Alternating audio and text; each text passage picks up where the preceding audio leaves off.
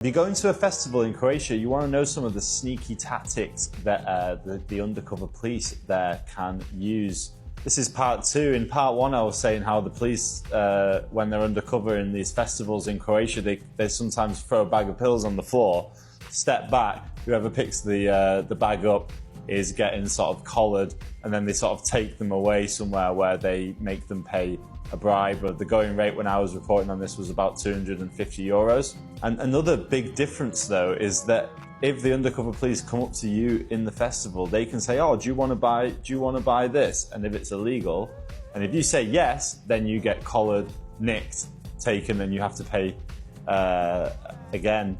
So that's very different to the UK. I've never heard in the UK of the police going up and offering to sell someone drugs and then nicking them for it.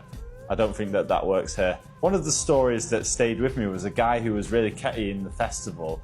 He'd had an interaction with one of these undercover officers, and then they ended up getting him to say where he was, and he was like in a big villa with loads of his friends, and they went through the villa, got all the drugs that were in the villa, and just sort of pinned it all on this one guy and said that, "Oh, this was all everything that we found on you." So there's a lot of sneaky tactics. So yeah, generally, if you go into a festival in Croatia, as long as you keep your wits about you and don't really buy anything at all off any Croatian people offering to sell you anything, then you should be sound. But yeah, something to be aware of.